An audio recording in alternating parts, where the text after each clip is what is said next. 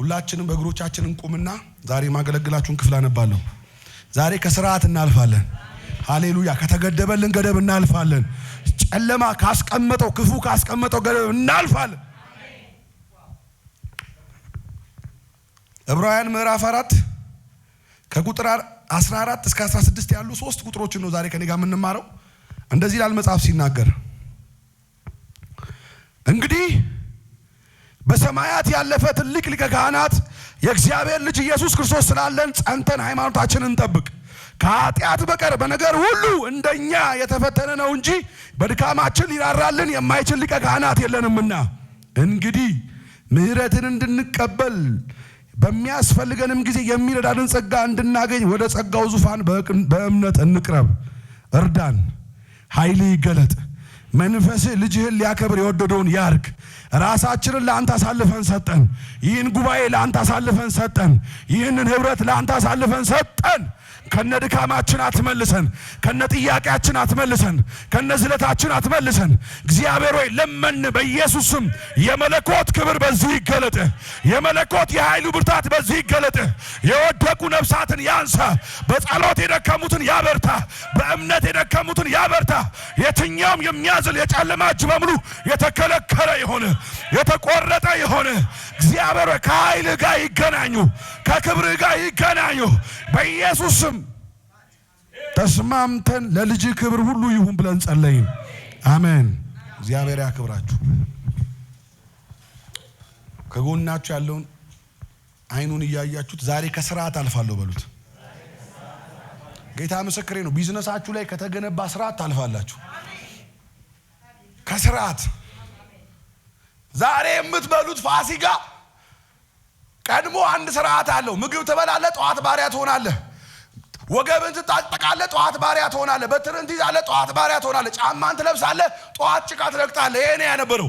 አንደኛው ፋሲካ ግን የምትወጣበት ነው፣ ከስርዓት የምታልፍበት ነው። ስለዚህ ዛሬ አላቅም እግዚአብሔር አንድ ሰውን ከስርዓት ያሳልፈዋል። ዕብራውያን ጸሐፊ እነዚህ 3 መሰረታዊ ቁጥሮች ላይ የሚናገረው የጸና ሐሳብ አለው። የመልእክቴ ርዕስ ኢየሱስ ይበልጣል ነው። ኢየሱስ ምን ይላል? ይበልጣል። ኢየሱስ ይበልጣል። ስለዚህ እንዲህ ይላቸዋል። በጣም በተስፋ መቁረጥ ውስጥ ያሉ ናቸው። ጥያቄ አልመለስ ያላቸው ናቸው። ጸሎት አልመለስ ያላቸው ናቸው። መከራ የተደራረበባቸው ናቸው። ይጸልያሉ፣ መልስ የለም። ስለ ወንጌል ዋጋ ይከፍላሉ፣ ይታረዳሉ፣ በዘይት ይቀቀላሉ፣ በአንበሳ ይበላሉ፣ በበጋዝ ይሰነጠቃሉ።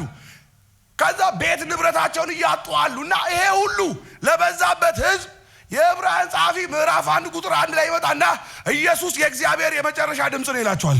እግዚአብሔር የተናገረው በኢየሱስ ነው ይላቸውና ይህንን አሜን ብሎ ሳይጨርሱ ኢየሱስ ከመላእክት ይበልጣል ይላቸዋል። እዛው ምዕራፍ 1 ላይ ከመላእክት ፈጽሞ ይበልጣል ይላቸውና ምዕራፍ 2 ላይ ሲመጣ የመጣውን የወንጌሉን ድምፅ ችላ እንዳትሉ ወደኛ ያመጣዋል። ቸልተኝነት ከእናንተ ህይወት ላይ መሰበር አለበት። ቸልተኛ እንዳትሆኑ ይላቸውና ምዕራፍ 2 ላይ እዛው ላይ ኢየሱስ ክርስቶስ ከመላእክት ደግሞ ያንሳል ይላቸዋል። ሞትን መቅመስ በመቻሉ ከመላእክት ጥቂት ያንሳል ይላቸውና ምዕራፍ 3 ላይ ከግብፅ በተአምራት የወጡ እግዚአብሔርን ባለመስማት ባለመታዘዝ ምክንያት በምድረ በዳ እንደቀሩ ይነግራቸውና ምዕራፍ 4 ላይ ይመጣና እዚህ ጋር ተስፋ ይሰጣቸዋል። ለችግራችሁ አንድ መፍትሄ ያላት ቤተ ክርስቲያን ኢየሱስ ከችግራችሁ ይበልጣል። የኢየሱስ ስም ከጥያቄያችሁ ይበልጣል። ከመከራችሁ የምናወራው የኢየሱስ ስም ይበልጣል። ከበሽታችን የምናወራው የኢየሱስ ስም ይበልጣል። ስለዚህ እንዲላቸዋል ባሉበት በበዛ መከራ ውስጥ ሆነው አንድ መልእክት ይነግራቸዋል። አይዟችሁ ኢየሱስ ይበልጣል። የዕብራውያን ሰዎች ደግሞ በጣም ከባድ ስለነበሩ በምን ይበልጣል ይሉታል። ምንድነው የምትለን? ምዕራፍ 4 ቁጥር 14 እስከ 16 ላይ ምንድነው ኢየሱስ ይበልጣል ስትል በሁለት መሰረታዊ ነገሮች ኢየሱስ ይበልጣል ይላቸዋል። የመጀመሪያው የሚበልጠው በማዕረግ ነው። ኢየሱስ በማዕረጉ ምን ይላል? ይበልጣል ይልና የምን ማዕረግ ሲሉት አንደኛ ማዕረጉ ይላቸዋል በሰማያት ያለፈ ነው። ይሄ ለኛ ለአበሾች ብዙም ግልጽ አይደለም፣ ለአይሁዳውያን ግልጽ ነው። አይሁዳውያን አንድ ልማድ አላቸው።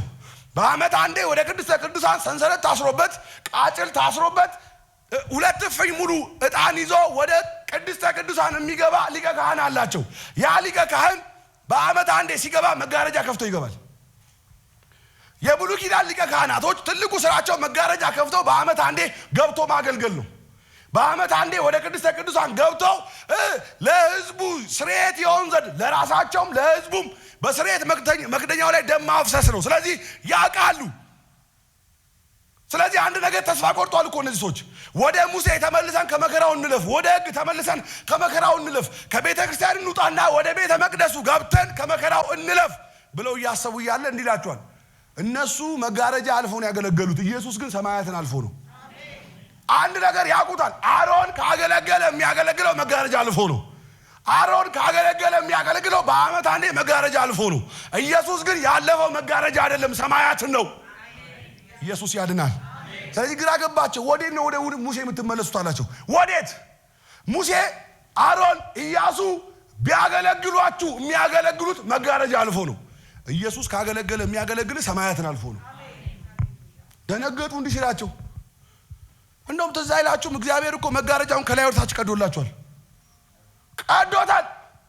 ከስርዓት ውጭ ሊያደርገን መጋረጃውን ከላይ ወደ ታች ቀዶታል። እና ወዴት? እግዚአብሔር አምላክ ምስክሬ ነው። መጋረጃ የሚታለፍበት ዘመን አይደለም። የኛ ኢየሱስ ሰማያትን ያለፈ ነው። የኛ ኢየሱስ ከመጋረጃ አይደለም። መጋረጃ ገብተህ የምትወጣበት ነው። በመጋረጃ ዘመን ቢሆን ኖሮ በዚህ ሁላችንም አናገለግልም ነበር። በመጋረጃ ዘመን ቢሆን ሁላችንም አናገለግልም። ቅድስተ ቅዱሳን ካህን እንኳን አይገባም። ህዝቡ ጭራሽ ቅድስት ውስጥ ራሱ ምን እንዳለ የሚያውቀው በወሬ ብቻ ነው። አደባባይ ላይ ነው የሚሆነው። ያቀረበን የእግዚአብሔር ልጅ ኢየሱስ ክርስቶስ ይባረክ። በዓመት አንዴ ታውቃላችሁ፣ ዘካርያስ ገብቶ ውስጥ በቆየ ጊዜ ህዝቡ እኮ አጉረመረመ። በቃ ይሄ ሰው ያስበላን እኮ ነው ያሉት። ምክንያቱም ተስፋቸው የሚደገፉት አንድ ሰው ላይ ነው። ገብቶ ከቀረ ያስበላቸዋል። ምክንያቱም ሰውየው እግሩ ላይ ሰንሰለት ታስሯል። ተበልቶ ሊወጣ ይችላል፣ እሳት በልቶት ሊወጣ ይችላል፣ የሆነ ነገር ሊያደርገው ይችላል። ስለዚህ ግራ ገብቷቸዋል። ይሄኛው ኢየሱስ ይላቸዋል። እንደዛ በጭንቅ የገባ አይደለም። ያለፈው መጋረጃ አይደለም፣ ሰማያትን ያለፈ ነው። ኢየሱስ ያድናል። ከዛ ይሄ ሲላቸው ሁለተኛው ብልጫ ምንድን ነው ሲሉት ኢየሱስ የእግዚአብሔር ልጅ ነው።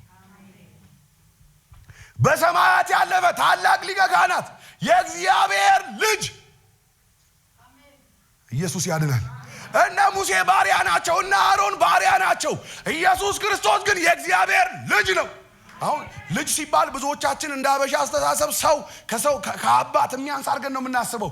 አይሁዳዊ ግን ልጅ ከተባለ መለኮት ነው የሚያስበው። ዮሐንስ ወንጌል ምዕራፍ 8 ላይ ኢየሱስ ክርስቶስ አንድ ነገር ተናገረ። እኔ እግዚአብሔር ልጅ ነኝ ስላልኩኝ ለምን ትወግሩኛላችሁ? ለምን ልትወግሩኝ ፈለጋችሁ ሲላቸው ሰው ሆነ ሳለ ራስን ከአምላክ ጋር አስተካከልክ።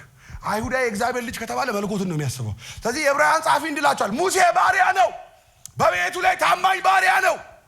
አሮን፣ ኢያሱ የሰንበትን ረፍት እንኳን ያልሰጡ ናቸው። ኢየሱስ የሰንበት ረፍታችን ነው። ስለዚህ እንዲላቸዋል፣ ኢየሱስ ይበልጣል፣ በማዕረጉ ይበልጣል። ሰማያትን ያለፈ ነው። ድንኳን አልፎ ያገለግል አይደለም። የኛ ኢየሱስ ሰማያትን ያለፈ ነው።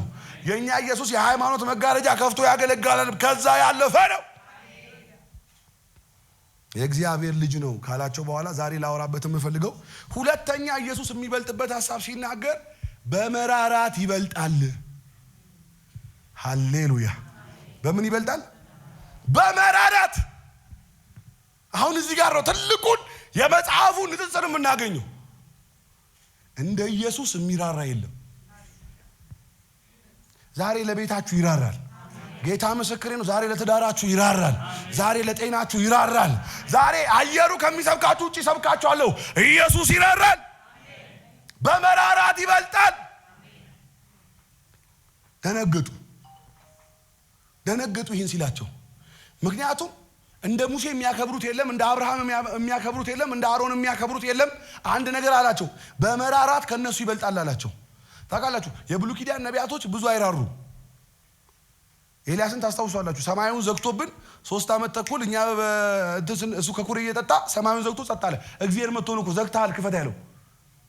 ከዛ ወደ መበለቶታን ቤት ሄዶ ያደረገውን ታውቃላችሁ። ስለዚህ አንድ ነገር ይላቸዋል። አይሁዳዊ ከብሉይ ኪዳን ሰዎች ጋር የተጻፉ ናቸው። ስለዚህ ሊያላቀቃቸው ስለፈለገ አንድ ነገር ይላቸዋል፣ ኢየሱስ በመራራት ይበልጣል።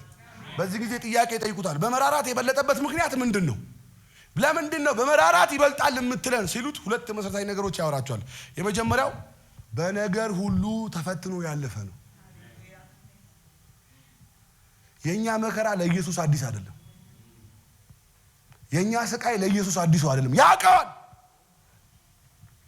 ሰው ሆነው ከመከራችን ጋር ከፈተናችን ጋር ከስቃያችን ጋር ተካፍለው በምድር አልፏል። ስለዚህ እንዲላችኋል ተፈትኖ ያለፈ ስለሆነ ይራራላችኋል። እስቲ ይራራልኛል በሉ። አላቅም ዛሬ አንድ ጉዳይ ላይ እግዚአብሔር ራርቶላችሁ ትወጣላችሁ። አንድ ተጨከነ በሉ። ድምጻችሁ ከኔ ይብለጥ አሜን በሉኝ። በኢየሱስም አንድ ነገራችሁ ላይ ይራራላችኋል። አንድ ጨከነ የሚል የለም። የሆነ ጉዳይ ያለው የለም። እግዚአብሔር ርህራሄ ካልገባበት መፍትሄ የማይመጣ አንድ ትንቢት ልንገራችሁ፣ ይራራላችኋል። የሆነ ነገራችሁ ላይ ኢየሱስ ይራራል። ስለዚህ እንዲላችኋል እነሱ የብሉይ ኪዳን ካህናት፣ ሊቀ ካህናት፣ አገልጋዮች፣ መሪዎች ከሚራሩት በላይ ኢየሱስ ይራራል ሲላቸው፣ ለምንድን ነው እንደዛ የምትለን ሲላቸው፣ በነገር ሁሉ ተፈትኖ ያለፈ ነው። ኢየሱስ ሙሌን ሲመለከት ከድካሙ በላይ ነው የሚመለከተው። ይራራለታል። ሚሳኤልን ሲመለከት ይራራለታል። በብሉይ ኪዳንም በአዲስ ኪዳንም አሁንም ባለንበት ዘመን አንድ አይነት ፈተና ነው ያለው። ከዚህ በፊት የነገርኳችሁ ይመስለኛል። 3 ፈተናዎች ነው ያሉት በሰው ልጆች ሕይወት ውስጥ። የመጀመሪያው አንደኛ ዮሐንስ ምዕራፍ 2 ቁጥር 15 ላይ ያለ ቃል ነው። እንደዚህ የሚል ቃል አለ። በዓለም ያሉት እነዚህ 3 ናቸው ይላል። የዓይን አምሮት፣ ለገንዘብ መመካትና የሥጋ ምኞት። በዓለም ያለው 3 ነው። ወይ በዓይን አምሮት ትወድቃለህ፣ ወይ ስለ ገንዘብ መመካት ትወድቃለህ፣ ወይ ደግሞ ስለ ሥጋ አምሮት ትወድቃለህ። 3 ነገር ነው ፈተና ያለው። ባይዘው ሰይጣን ከነቃችሁበት አዲስ ፈተና የለውም። ኢየሱስ ጌታ ነው። ይመጣና አዳምን ስትመለከቱት ከ3-0 ነው ያመጣው። ፈተና ቀርቦለት 3 ጥያቄ 0 ነው ያመጣው። አዳም መጣ፣ ሔዋን ጋር መጣና አንድ ነገር አላት። ስለ ዛፉ ጥቂት በሰበካ ጊዜ ዛፉም አለች ፍሬውም ለዓይን ምን ያለ ነው አለች። ወዲያው የዓይን አምሮቷን ተቆጣጠሩ። እግዚአብሔር በዘመናችሁ የዓይን አምሮታችሁን የምትገዙ ያርጋችሁ። ቤታችሁ የዓይን አምሮቱን ይግዛ። የዓይን አምሮቷ ወዲያ ተቆጣጠረውና አለች ዛፉ ፍሬውም ያማረ ነው አለች። ከዛ የሥጋ ምኞቷን ሲነካው ለመብላትም ጎመዥ ይችላል። ከዛ አስመጣና የምትመካበትን ነገር ሰጣት። እንደ ኢየሱስ ትሆኛለሽ፣ እንደ እግዚአብሔር ትሆኛለሽ፣ ክፉና ደጉን የምታቀኝ የምትመኪበት ነገር ይኖራል ሲላት ማለፍ አልቻለም የመጀመሪያው አዳም። ስለዚህ እንላቸዋል የዕብራውያን ጸሐፊ የብሉይ ኪዳን አገልጋዮች በሙሉ ከ3-0 የመጣበት የዘር ሐረግ ውስጥ የመጡ ናቸው። ኢያሱ በለው፣ ሙሴ በለው፣ አሮን በለው፣ አብርሃም በለው፣ ዳዊት በለው፣ ሁሉም ከ3-0 ያመጣ ነው። ኢየሱስ ያድናል። የኛ ኢየሱስ ነው ከ3-3 ያመጣው። ከዚህ በኋላ የሚመጣ አገልጋይ ከ3 ያመጣው ውስጥ ነው። ስለዚህ እንዲላል ይሄንኑ ፈተና ከስንት ሺህ ዓመት በኋላ ኢየሱስ ጋር ይዞት መጣ።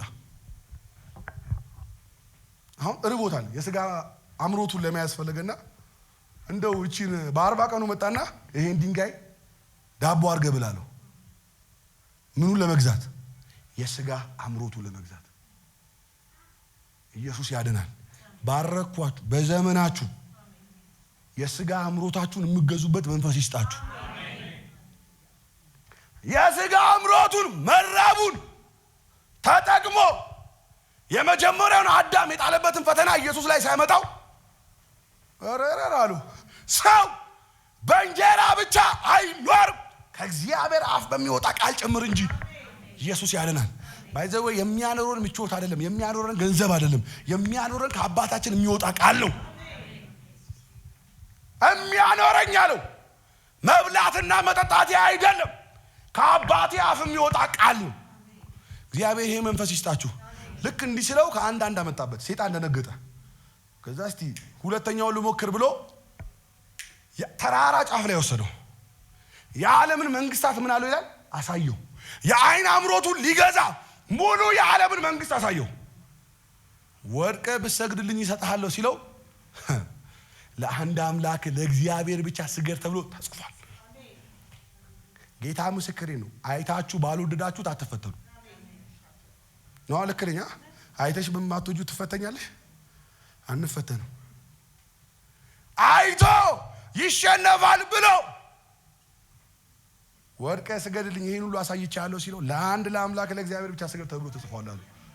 3ኛ ይቀረኛል ብሎ መቅደስ ጫፍ ላይ ወሰደው። አሁን የሚቀረው የሚመካበት ልብ ኢየሱስ ጋር እንዳለ ማወቅ ነው የፈለገው። እንደው አለው መቅደስ ጫፍ ላይ ወስዶ ከዚህ ገፍተር ባረገ ከዚህ መቅደስ ብወረውር ታውቃለህ በብሉይ ኪዳን ተጽፎልሃል እግሮች እንዳይሰናከሉ መላእክቶችን ስለአንተ ያዛል ሲል አንተ የምትመካበት ነገር አለ ዝለልና ሳየኝ ማክራዲቮስ ዝለል ሲለው ቢዘል እኮ ምንም አይሆንም ቢዘል ምንም አይሆንም እሱ ፍጹም ሰው ፍጹም አምላክ የምትመካበት ነገር አለ አሳየኝ ሲለው እግዚአብሔር አምላክን አትፈታተን ማክሮዶኖሞስ ከ3 የኛ ኢየሱስ ስለዚህ ነግርሃለሁ ከ3-0 ካመጡት ከነ አሮን ይልቅ ኢየሱስ ከ3 ስላመጣ ይራራልሃል ኢየሱስ ይበልጣል እስቲ ይራራልኛል በሉ ጨከን በሉና ጮክ ብላችሁ ለቤቴ ይራራል በሉ አላቅም ዛሬ ሲጸለይላችሁ እግዚአብሔር አምላክ እንዲራራችሁ በምትፈልጉበት ስፍራ ላይ ኃይሉ ይገለጥ ከ3-0 ያመጡትን ሙሴ እና አብርሃም ከ3-0 ዳዊት ከ3-0 ያመጣው ኢየሱስ ብቻ ነው ከ3 ያመጣው ስለዚህ እንዲላችኋል በነገር ሁሉ እንደኛ የተፈተነ ስለሆነ በመንፈተንበት ጊዜ በመከራ በመናልፍበት ጊዜ ሊራራልን የማይችል ሊቀ ካህናት የለንም ያለን ሊቀ ካህናት የሚራራልን ነው በነገር ሁሉ የተፈተነ ነው ካለ በኋላ የሚራራበት ሁለተኛው ምክንያት ምንድነው ስትሉት የዕብራውያን ጻፊ እዚህ ጋር ይመጣና በጸጋው ዙፋን ላይ የተቀመጠ ነው ኢየሱስ የሚጠብቃችሁ ፍርድ ወንበር ላይ ሆኖ አይደለም ኢየሱስ ከእውነት ፈልጉት ከልባችሁ ፈልጉት አሁን ኤልያስን ተመልከቱት ኤልያስ ብዙ ማይራራም አይደለ ብዙ ነገሮች ላይ 50 ነው ሊጠሩ ሲፈልጉ እሳት 50 ነው ሊፈልጉ እሳት የሚል ሰው ነው የሆነ ሰዓት ግን ዛቻ ፈርቶ ደከመ ሴትዮዋ ድንገት ተነሳባትና ኤልዛቤል የምትባለችን ይሄን መንፈስ እግዚአብሔር ይገልብጥልንና ተነሳችበት ታውቃላችሁ የኤልዛቤል መንፈስ ክፋቱ ነቢያቶቹን እንኳን የመመገብ አቅም አለው 450 ነቢያት የሚመግብ አቅም አለው ናቡቴን ለመግደል ጾም ጸሎት የመግባት አቅም አለው የኤልዛቤል መንፈሳዊ አይደለም ብላችሁ እንዳታስቡ መንፈሳዊ ነው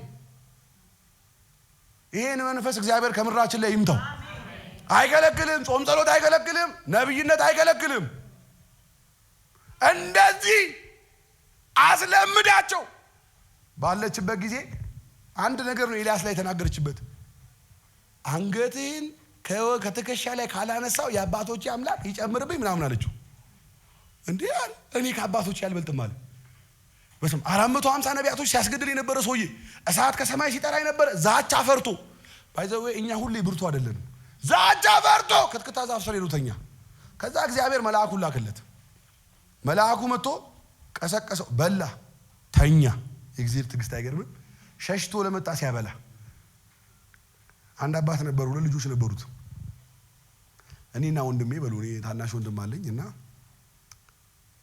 ይሄን ስናገር ስንፍና ነው እንዳትሉ እኔ ግቢ የተማርኩኝ በጣም እተኛለሁ ኢየሱስ ጌታ ነው የምሬ ነው እግዚአብሔር ለሚወዳቸው ጣፋጭ እንቅልፍን ይሰጣል የሚል ቃል አለና እንቅልፍ በጣም ነበር የምተኛውና ውጤቴም ጥሩ ነው እና ተማሪዎች ሁሉ ተጨንቀው ለሊቱን ሙሉ ሲያጠኑ እኔ ዶርሜን ዘግቼ ላጥልና ልክ ሊነጋጋ ሲል 1 ሰዓት ካነበብኩ እኔ የሌሊት ሰው ነኝ በቃ የዛን ሰዓት ነው የሚገባኝ ለሊቱን ብጨነቅ ለሊቱን ሙሉ ባነብ አይገባኝም እና አንድ አባትም እንደዚህ አንድ የሚተኛ አንድ ንቁ ልጆች ያሉት አባት አንደኛው ታናሽየው ልጅ ንቁ ነውና ጧት ለሊት ተነስቶ ይወጣል ከግቢ ውጪ እየዞረ ያለ በጣም በብዙ በዋሌት የተጠቀጠቀ ብር ይዞ ይመጣል ወደ ቤት ከዛ አባት በደስታ ይሞላል አለ ይሄን የኔ ኩራት አለው እንቅልፍ በመጥላት ጧት በመንቀሳቀስ ይሄን ሁሉ ብር አመጣልኝ ብሎ ስኮፓ ይዞ ገባና ታላቅየውን እየቀጠቀጠ አስነሳው ተነሳለው ያው ወንድምህ ጧት ንቁ ሰው ስለሆነ አንተ እንቅልፋም ነህ ይሄንን ይዞ መጣ ሲለው ታላቁም ጥሩ ሰው ነበርና ያም ሰው እንደኔ ተኝቶ ቢሆን ኖሮ በሌሊት ብሩን ባልጣለ ነበር አለ ያም መተኛት ነበረበት መንቃቱ ነው እና ኤልያስን እንዲህ ያለ አገልጋይ ነው የሆነበት ለእግዚአብሔር አብልቶ ሲጨርስ ተመልሶ ምን ያለ ተኛ። እግዚአብሔር ቸሩ ደግሞ መልአክ ላከለት። አሁንም አበላውና ጨረሰ። ከዛስ 40 ቀንና 40 ሌሊት ወደ ተሳሳተ መንገድ እግዚአብሔር ባበላውና ባጠጣው 40 ቀንና 40 ሌሊት ወደ ተሳሳተ መንገድ ሄደ። ከ40 ቀን በኋላ እግዚአብሔር ወደሱ መጣና ታላቅ በእሳት የተሞላ መናወጥ ሲሆን በዛ ውስጥ እግዚአብሔር ምን የለም። መሬትን የሚያንቀጠቅጥ ሲሆን እግዚአብሔር በዛ ውስጥ የለም። ዝምታ በሆነ ሰዓት ግን እግዚአብሔር ወደ ኤልያስ መጣ። ይኸውላችሁ ኤልያስ ብርቱ በነበረበት ጊዜ እግዚአብሔር ሰማይን ሲዘጋ ቁራ እየላከ ቁራ ለገዛ ልጁ ማያበላ ለኤልያስ ጥሬ ስጋ ያበላው ነበረ። ከዛ አልፎ ደግሞ መበለት ጋር ሄዶ ዘይት ሳያልቅ ዱቄት ሳያልቅ እግዚአብሔር ያበላው ነበረ። ከዛ ደግሞ ሲያልቅ ሸሽቶ በደከመ ሰዓት በክትክታ ዛፍ በተኛ ሰዓት መልአክ ይልክለት ነበረ። ደግሞም በተኛ ሰዓት መልአክ ላከለት። መንገድ ስቶ ብዙ የሄደ ሰዓት ግን ራሱ እግዚአብሔር መጣለት። ነግራችኋለሁ፣ እግዚአብሔር አምላክ ምስክሬ ነው። ልባችሁ እግዚአብሔርን ይፈልግ እንጂ እግዚአብሔር ወደ እናንተ ቤት ይመለሳል፣ ይራራል። እግዚአብሔር እንደ ኤልያስ አይደለም። ኤልያስ ለምን ጠራኸኝ ብሎ በእሳት የሚያስበላ ነው። እግዚአብሔር ግን ለምን ደከልክ ብሎ አልገደለውም። ይልቁኑ በቁራ ከሚመጣበት አልፎ በመልአክ ከሚመጣበት አልፎ በመበለት ከሚመጣበት አልፎ ርቆ እንደሄደ ሲያቅ ራሱ እግዚአብሔር መጣለት። ባረኳችሁ። ወደ ልጆቻችሁ ሕይወት፣ ወደ እናንተ ሕይወት እግዚአብሔር ራሱ ይምጣ። አብርሃም እግዚአብሔር ሰጥሃለሁ ያለውን ነገር በራሱ ሊያመጣ ተውተረተረ። እስማኤልን አመጣ። እግዚአብሔር 13 ዓመት ጸጥ አለው። ሲያየው አብርሃም አይመለስም። ቢያየው አብርሃም እግዚአብሔርን አይፈልግም። ስለዚህ ራሱ እግዚአብሔር መጣና አብርሃም ወይ እኔ ኤልሻዳይ ነኝና በፊት የምንበል እግዚአብሔር እንዲህ ነው። ባካችሁ በቻላችሁት አቅም በፊቱ መመላለስ ይሁንላችሁ። ቤታችሁን የተወ እንዳይመስላችሁ እግዚአብሔር። ሕይወታችሁን የተወ እንዳይመስላችሁ። ሩጫችሁን የተወ እንዳይመስላችሁ። አንዳንድ ጊዜ እዚህ ጸልይላችኋል፣ ትንቢት ይናገራችኋል፣ ነገር አልሆን ይላችኋል አይደለ? እግዚአብሔር ሳይራራችሁ ልጁ ቀርቶ አይደለም፣ ይራራላችኋል። ስለዚህ ዕብራውያን ጻፊ እንዲህ ይላችኋል፣ አይዟችሁ፣ መከራውም ቢበዛ ፈተናውም ቢበዛ ስቃዩም ቢበዛ ኢየሱስን ከመራራት አይከለክሉም። ዛሬ ጸለይኩ በኢየሱስ ስም በእያንዳንዳችሁ ቤት የእግዚአብሔር ርኅራኄ እጅ ይግባ። ለሆነ ጉዳይ ልባችሁ ለጨከነበት በዚህ ጉዳይ ራራልኝ። አንዳንድ ሰው የትዳሬን ጉዳይ ራራ፣ የልጄን ነገር ራራ፣ የጤናዬን ነገር ራራ እያለ አለ። ነግራችኋለሁ እግዚአብሔር እንዲሁ ይራራላችኋል። ኢየሱስ የሚራራው በጸጋ ዙፋን ላይ ስለተቀመጠ ነው። ስለዚህ ምን እናድርግ? የሚራራ አለን፣ በመራራት የሚበልጥ አለን። አያችሁ እዚህ ጋር የኛ ድርሻ አለ። የኛ ድርሻ የሌለበት ክርስትና የለም። ምን እናድርግ ስትሉ የዕብራውያን ጻፊ እንዲህ ይላችኋል፣ ወደ ጸጋው ዙፋን በእምነት ቅረቡ። እኔ ወደ ቸርች ስትመጡ እግዚአብሔር ወይ ተናገረኝ ብላችሁ አትምጡ። እንድሰማ እርዳኝ እያላችሁ ነው። እዚህ ቤት ሕያው ድምፅ አለ። አገልጋዮች ባሉበት የእግዚአብሔር ነቢያቶች ያሉበት ጉባኤ ስትመጡ እንዲናገራችሁ አትጸልዩ፣ እንድሰሙ ጸልዩ። እግዚአብሔር ሁሉ ጊዜ ድምፁን ይለቃል። እግዚአብሔር ልጆቹን የማይናገርበት ጊዜና ሰዓት የለውም። ብዙ ሰው ግን ይመጣና ቸርች መጥቶ ጌታዊ ተናገረኝ እንዴ! ስሚው እንጂ ይናገርሻል እግዚአብሔር።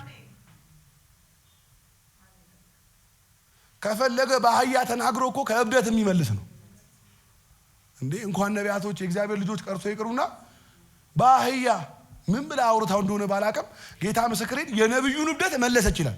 ጭራሽ ነብዩ ሆኖ እብደቱ የሚመለሰው በአህያ ነው። እግዚአብሔር እንዲህ ካለ ስህተት ይጠብቃል። በሰው አልሰማ ካላችሁ እግዚአብሔር የመናገር ችግር የለበትም። ብዙ ሰው ግን ሰው ቸርች ሲመጣ የማይጸልየውን ይጸልያል። እናንተ አልገባችሁም። ሐረር ላይ እንኳን አገልጋይ ሆኖ አጋንንትን ማስወጣት ይቅርና ጌታ ምስክሬን ጴንጤም ሆኖ መኖር ራሱ ከባድ ነው። ዓለምነህ ጀንበሩ መጥቶ አንድ ነገር ተናገረ። እንዴ በእሳት የተዘጋ ሰማይ ውስጥ ምን ሰራላችሁ አለ። እንደዛ ያለ ከተማ ውስጥ የሚያገለግልበት ጉባኤ ውስጥ ሆናችሁ እግዚአብሔር እንዲናገራችሁ አትጸልዩ፣ እንድሰሙት ጸልዩ። እግዚአብሔር እንዲናገራችሁ እንድሰሙት ከጸለያችሁ ይሄ ቤት ለእናንተ የመልእክት ቤታችሁ ይሆናል። ለዛ ነው ሴትዮዋ እቤቷ ጨረሰች ብላ 12 ዓመት ሙሉ ከ12 ዓመቷም ጀምሮ በሉት ደም እየፈሰሰ ስቃይ ሆኖባታል። እቤቷ ጨረሰች።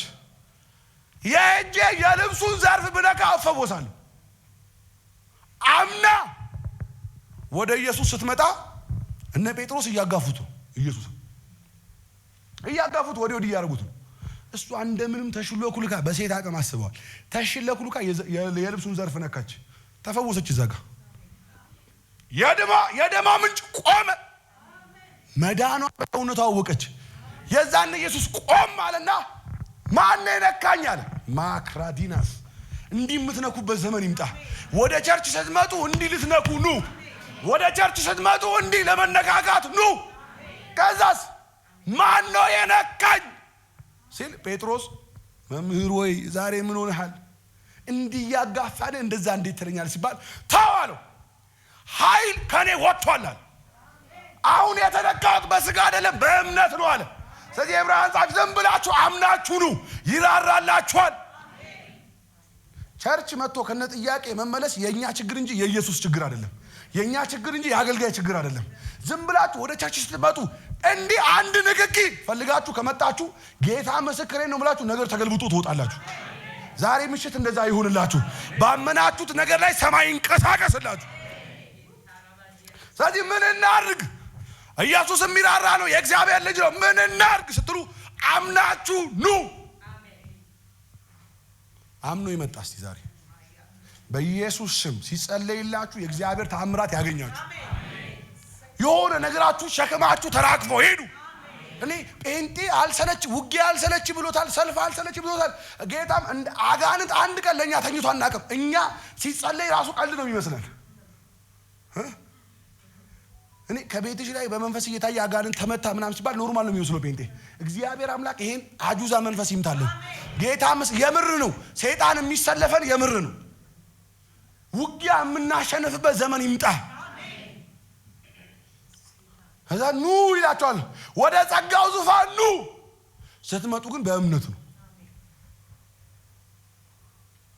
ዛሬ የሆነ ጉዳይ ያላችሁ ኢየሱስ እንዲፈታ ቤታችሁ እያለቀሰበት ያለ፣ ትዳራችሁ እያለቀሰበት ያለ፣ በልጅ ላይ ያለ፣ በባል ላይ ያለ፣ በሚስት ላይ ያለ፣ በጤና ላይ ያለ፣ በቢዝነስ ላይ ያለ እያስለቀሳችሁ ያለ ነገር ኑ።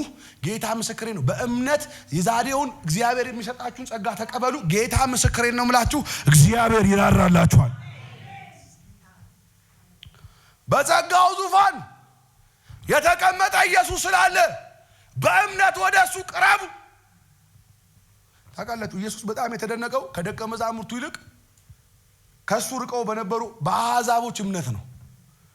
ታውቃላችሁ ብዙ ፈውስ ሲቀበሉ የነበሩ ደቀ መዛሙርቶቹ አይደሉም። እነሱማ እያጋፉት ግራ ገብቷቸዋል። ጣሪያ እየቀደዱ የሚያስገቡ ከሱ ጋር የሚጓዙ አይደለም። ለወንድማቸው አምነውለት ጣሪያ ቀደው ሲልኩ እየፈወሱ ያስነሳላቸዋል። መንገድ ላይ ሲሄድ አይነ ስውሩ አይናቸው የሚያዩ በሱ ሳያምኑ አይነ ስውሩ የዳዊት ልጅ ሆይ አትለፈኝ አያልፈው። በእምነት የሚጮህ አይታለፍም። ወደዚህ ቤት ወደ ቤተ ክርስቲያን ስትመጡ በእምነት ከመጣችሁ እግዚአብሔር አያልፋችሁ። ኢየሱስ የሚራራ ስለሆነ አያልፋችሁ። ብዙ ሰው ግን ጥያቄ አለው። ጌታ እኮ አንዳንድ ጊዜ ትንቢት እየነገራቸው ራሱ የማያምኑ ሰዎች እንዳሉ ታውቃላችሁ። ከመሰልቸታቸው የተነሳ ይሄን አጁዛ መንፈስ እግዚአብሔር ይምታው። መልእክት እየመጣለት የማያምን ሰው እንዳለ ታውቃለህ። በቤትሽ ላይ እንዲህ ሲባል ያ እንዴት እንደሚያጠናግርህ ብታውቅ አንተ እንዲህ ያ ትላለህ። ጌታ ምስክሬ ነው የምላችሁ። መልእክት እየመጣ አገልጋይ ደውሎ ነይ ልጸልይልሽ እፈልጋለሁ ሲል ይቀልበታል። ሰይጣን እኮ ነው።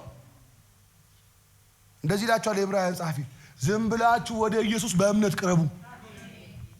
ከዛ ምን ይሆናል ስትሉ ሁለት መሰረታዊ ነገሮች ይሆናሉ። የመጀመሪያው እንደዚህ ይላል፣ ምህረትን እንቀበላለን። ምን እንቀበላለን? ምህረትን። ወደ ቸርች በእምነት ስትመጣ ተምረህ ትሄዳለህ። ኃጢአትህ ይቅር ተብሎ ትሄዳለህ። የእግዚአብሔርን ምህረት ተካፍለህ ትሄዳለህ። ሁለተኛ በእምነት ወደ ጸጋው ዙፋን ስንቀርብ በሚያስፈልገን ጊዜ የሚረዳንን ጸጋ ማክሎርዶኖሞስ በሚያስፈልገን ጊዜ ዛሬ ምን ላይ ነው ጸጋ የሚያስፈልግሽ? ዛሬ ምን ላይ ነው ጸጋ የሚያስፈልግህ? ዛሬ ምን ላይ ነው የእግዚአብሔር ጉብኝት የሚያስፈልግህ? ነግሬሃለሁ። በእምነት ከቀረብክ ተቀብለው ትወጣለህ። አንዳንድ ሰው ፈውስ ያስፈልጓል፣ ግን ለፈውስ አያምንም። ተአምራት ያስፈልጓል፣ ለተአምራት አያምንም። ኃይል ያስፈልጓል፣ ለኃይል አያምንም። የዕብራውያን ጻፊ ግን እንዲህ ይላችኋል፣ መከራውን የምታሸንፉት በእምነት ዝም ብላችሁ ወደ ጸጋው ዙፋን ስቀርቡ ነው። የዛኔ ምን ይሆናል ስትሉ የሚያስፈልጋችሁን እሱ ብቻ አይደለም የሚረዳችሁን ጸጋ ትቀበላላችሁ። ዛሬ ጸጋ የሚያስፈልገው አለ። የሆነ ጉዳይ ላይ የሆነ ጸጋ ያስፈልገኛል የሚል አለ። በኢየሱስ ስም ወደ ቤታችሁ ይግባ።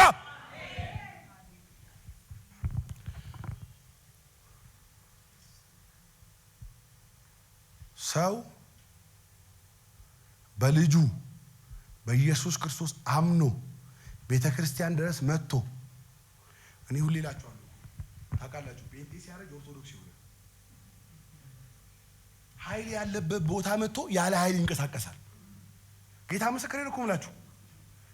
አንዳንድ ያጋጥሟቸው አያውቅም? እናንተ እዚህ ለማዳነን እኛ ቶሎ ሰው ስለምንለምድ እንቸገራለን። ቸርች ውስጥ መጥቶ ማያውቅ ሰው ተፈውሶ ወጥቶ አያውቅም? ያውቃል እኮ። ነፃ የሚወጣው ድንገት የሚመጣው ነው። እናንተማ ስለለመዳችሁን ምንም አይመስላችሁ። እግዚአብሔር ይሄን መንፈስ ይምታላችሁ። ለዛ ነው እኮ ኢየሱስ ክርስቶስ ራሱ እኮ ታምራት ማድረግ አቅቶ ሳይሆን ሳይፈልግ ቀርቶ መጥተው እንዴ ሰምተንልሃል እኮ እዛ የምታደርገውን ታምራት ለምን እዚህ ያደግም? እግዚአብሔር ይሄን መንፈስ ይምታው። አንድ ነገር ይላችኋል የዕብራውያን ጻፊ፣ እባካችሁ ወደ እሱ ስትቀርቡ በእምነት ቅረቡ። ወደ ቤቱ ስትመጡ በእምነት ኑ። ወደ ጸጋው ዙፋን ስትቀርቡ በእምነት ቅረቡ። ለምን ስትሉት የሚያስፈልጋችሁን ጸጋ ማክሪዳቮኖስ። ምን ላይ ነው አቅም ያጣኸው? ምን ላይ ነው አቅም ያጣሽው? ምን ላይ ነው ጸሎት ያልመለስ ያለው? ምን ላይ ነው ጥያቄሽ በርትቶ ግራ የገባሽ? ዝም ብለሽ በእምነት ቅረቢ። ቤቱ ጸጋ አልጎደለውም። ኢየሱስ ምሕረት አልጎደለውም። ቤተ ክርስቲያን አቅም አልጎደላትም። ቤተ ክርስቲያን መንፈስ ቅዱስ አላጠራትም። በኢየሱስም በእምነት ትቀርባላችሁ፣ ከኃይል ጋር ትመለሳላችሁ። እየጸለይን ሰማይ ከተዘጋበት ህይወት እግዚአብሔር ያወጣናል። እየተቀደስን ሰማይ ከተዘጋበት ህይወት እግዚአብሔር ያወጣናል። እየጮኻችሁ መልስ ካጣችሁበት ህይወት እግዚአብሔር ያወጣችኋል። የዕብራውያን ጻፊ ነው የሚላቸው አለ። የሚራራ በዙፋን ላይ የተቀመጠ አለ። የሚራራ የእግዚአብሔር ልጅ የሆነ አለ። የሚራራ መጋረጃን ሳይሆን ሰማያትን ያለፈ ኢየሱስ አለ። እባካችሁ ወደ ጸጋው ዙፋን በእምነት ቅረቡ። እንደሚረዳችሁ አምናችሁ ኑ። እንደሚፈውሳችሁ አምናችሁ ኑ። ቤታችሁ ላይ ተአምራት እንደሚሰራ አምናችሁ ኑ። አንዱ አገልጋይ ብሏል፣ እስከ መቼ በጥራጥሬ ታኖረናለህ አለ። እስከ መቼ በጥርጣሬ ታኖረናለህ የሚለውን እስከ መቼ በጥራጥሬ ታኖረናል። አሁን እኮ እንደዛ ነው የሆነው። እኛ የእግዚአብሔር በጎች ነን ስለሚል በግ በጣም አስቸጋሪ ባህሪ እንዳለው ታውቃላችሁ። ዝናብ ሲዘንብ ዝም ብሎ ነው የሚጠጣው። ቃሉ ሲለቀቅ ዝም ብሎ ይጠጣና ልክ ዝናቡ ሲያልቅ በግ ምንድነው መጀመሪያ ስራ የሚያደርገው? ከላዩ ላይ አርግፍ አድርጎት በደረቅ ወደ ቤቱ ይገባል። እግዚአብሔር ይሄ መንፈስ ይምጣባችሁ፣ ይምታው። ረጥባችሁ ግቡ። የሚለቀቀው ጋልጋ ተስማምታችሁ ግቡ። አንዳንድ ጊዜ እኮ እዚህ ጎሮሯችን እስኪቀደድ ስናውጭ ለእናንተ ኖርማል ነው የሚመስላችሁ። በግ እንደዛ ነው። ከዛ ጌታ ይመጣና ቃሉ ከሰሚዎቹ ጋር በእምነት ስላልተዋሃደ ምን አላላቸውም? የሚጠቅመው ሳይጠቅማችሁ ይቀራል። አሁን እኮ እያወራ ያለው ቃል ብትስማሙ የሚጠቅመው ይጠቅማችኋል። ነገር ግን በእምነት ካልተስማማችሁት የሚጠቅመው ሳይጠቅማችሁ ያልፋል። ለዛ ነው ቃሉ ከሰማይ ከወጣ ከእግዚአብሔር አፍ እንደሚወጣ ዝናብ ይመሰላል አይደለ? ዝናብ ወደ ምድር ከመጣ ታፈራና ታበቅል ዘንድ ምን መሰላችሁ? ዝናብ በራሱ ዘር አይሆንም። ነገር ግን ምድር ላይ ያለ ዘር እንዲበቅል ያደርጋል። አንተ የሚወጣው ቃል ጋር ከተስማማ ሌላ የሚያመጣል ነገር ቃሉ በራሱ ውስጥ ያለውን አቅም ቡስት ያደርገውና ታወጣለህ። ውስጥ ያለው እምነት ይገለጣል። ለዛ ነው ጳውሎስ ስርዓቱ የሚፈቅደው እፉኝ ስትነደፍ መሞትን ነው። ጳውሎስ ጋር ያ ሲስተም አይሰራም። አራግፎ መቀጠል ነው። እግዚአብሔር እንዲህ ያለ የእምነት ጸጋ ይስጣችሁ። ቆመን እንጸልይ። ዛሬ እምነታችሁ ይታደስ፣ አቅማችሁ ይታደስ። ጩሁና አሜን በሉ በኢየሱስ ስም። ዛሬ ኃይላችን ይታደስ። ለቤታችን ያለ ጉልበት ይታደስ። ለመንፈስ ቅዱስ ያለን ቅናት ይታደስ። ለቤተ ክርስቲያን ያለን መታመን ይታደስ። ለአገልጋዮች ያለን ክብር ይታደስ። በኢየሱስ ስም በእያንዳንዳችሁ ቤት እንዲህ ብዬ ባረኳችሁ። የጸጋው ጉልበት ይገለጥ፣ የምህረቱ ጉልበት ይገለጥ፣ የይቅርታው ጉልበት ይገለጥ።